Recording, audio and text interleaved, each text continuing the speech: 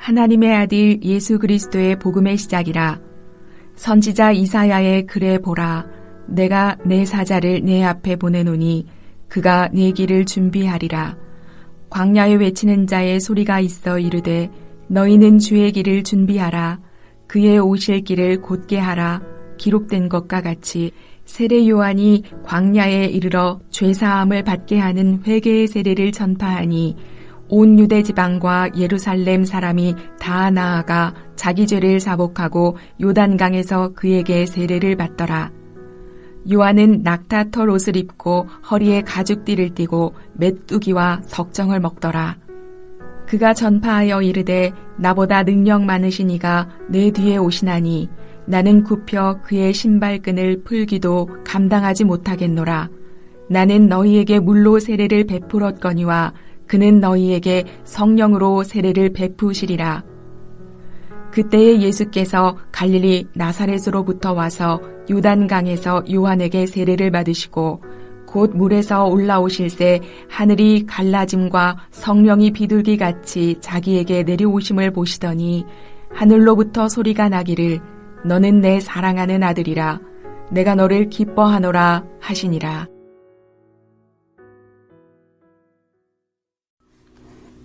마가복음은 어떤 책일까요? 1절을 보면 하나님의 아들 예수 그리스도의 복음의 시작이라 라는 말로 시작하는 것으로 보아 하나님의 아들이신 예수 그리스도의 복음이 무엇인지를 보여주는 책이라고 할 수 있습니다. 이것은 예수 그리스도가 주시는 복음이라고도 할 수 있고 예수 그리스도가 곧 복음이라는 말이라고도 할 수 있습니다. 어떤 의미로 해석하든지 간에 예수 그리스도가 복음의 주체이자 그 내용이라고 할 수 있습니다. 복음이라는 말은 헬라어로 유앙겔리온입니다. 이 말은 로마 시대에 전쟁에서 승리를 할 때 승리의 소식을 알려주었는데 이 기쁜 소식이 바로 유앙겔리온입니다. 그리고 황제와 관련해서 전해지는 모든 좋은 소식이 유앙겔리온입니다. 황제의 출생이나 생일, 즉위식, 승전 소식이 바로 유앙겔리온입니다. 그러므로 예수 그리스도의 복음이라는 말은 어떤 뉘앙스를 가지고 있겠습니까? 왕이신 예수님이 전해주는 기쁜 소식, 이 예수님이 왕으로 등극하셨다는 기쁜 소식이 이 다던 속에 있습니다. 그러면 이 소식을 제일 먼저 전한 사람은 누구일까요?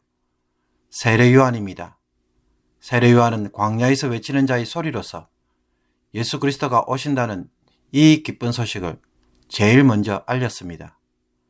세례 요한이 광야에서 외치는 자의 소리가 된 것은 이사야서 40장의 예언의 말씀을 성취하기 위함입니다. 광야는 이스라엘이 출애굽을 떠올리게 하며 유대인들이 바벨론 포로에서 돌아올 때에 제2의 출애굽 사건이 다시 이루어질 것을 바라보았습니다. 이 광야의 노래를 통해 제2의 출애굽 사건이 다시 이루어질 것을 바라보았습니다. 요한은 회개의 세례를 전파하고 요단강에서 물로 세례를 베풀었습니다. 그는 낙타털 옷을 입고 가죽띠를 띠고 있었는데 그 복장은 엘리야 선지자의 모습을 연상시켰습니다. 이것은 주의 사자, 즉 메시아가 오시기 전에 먼저 엘리야가 오리라는 말라기 선지자의 예언이 요한을 통해 성취됨을 보여줍니다. 요한은 나보다 능력 많으신 이가 내 뒤에 오시나니 나는 굽혀 그의 신발끈을 풀기도 감당하지 못하겠노라. 나는 너희에게 물로 세례를 베풀거니와 그는 너희에게 성령으로 세례를 베푸시리라 라는 메시지를 무리들에게 선포합니다. 이 구절에서 보듯 요한은 철저하게 자신보다는 그리스도를 높이고 그리스도가 오시면 성령으로 세례를 주실 것이라고 선포합니다. 세례 요한이 요단강 근처에서 사역을 하고 있을 때 갈릴리 나사렛에서 살고 있던 예수님이 요한에게 와서 세례를 받습니다. 그때 성령이 그에게 비둘기처럼 내려오시고 하늘에서는 너는 내 사랑하는 아들이라 내가 너를 기뻐하노라 라는 음성이 그곳에 임하였습니다. 이것은 세례 요한의 사역을 통해 예수님이 메시아로서 자신을 낮추시고 순종하는 모습을 보이자 하나님이 기뻐하시는 음성이었습니다. 세례요한이 베푸는 세례는 죄인들이 회개를 통해 죄 용서함을 받기 위한 세례였습니다. 그러나 예수님은 죄가 없으시기에 그와 같은 세례를 받으실 필요가 없었습니다. 그런데도 세례를 받으신 이유가 무엇일까요? 그것은 예수님의 십자가 사건에서 보듯 이스라엘을 위하여 그들을 대신하여 함께 하시기 위하여 받는 세례였습니다. 오늘 이런 본문의 내용을 통해 오늘 묵상하고자 하는 구절은 1절 말씀입니다. 이 1절 말씀 속에는 예수님은 누구이시며 어떤 일을 하실 분이신지 가르쳐 줄 뿐만 아니라 예수님의 사역의 핵심이 무엇인지를 잘 보여줍니다. 하나님의 아들 예수 그리스도의 복음의 시작이라.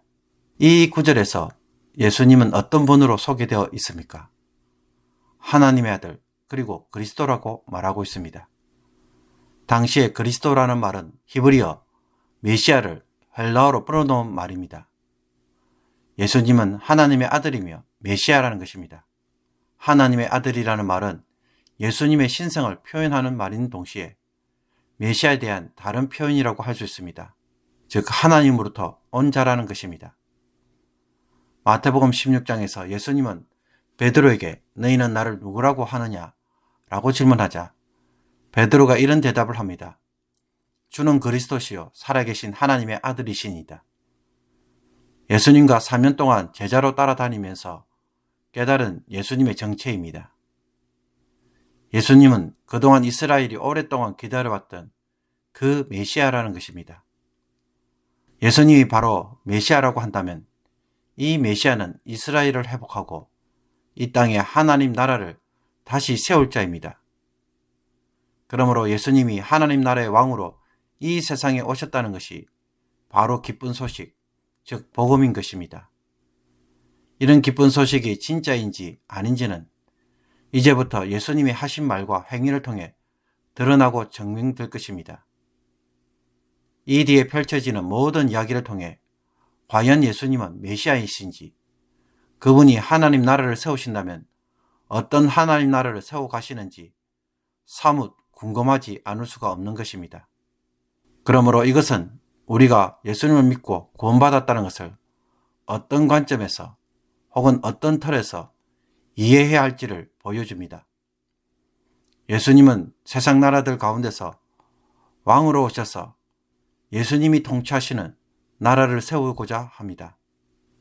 그렇게 하기 위해서는 죄 가운데 살아가고 있는 사람들을 죄에서 구원하여 거룩한 백성으로 삼으시는 일을 먼저 해야 합니다.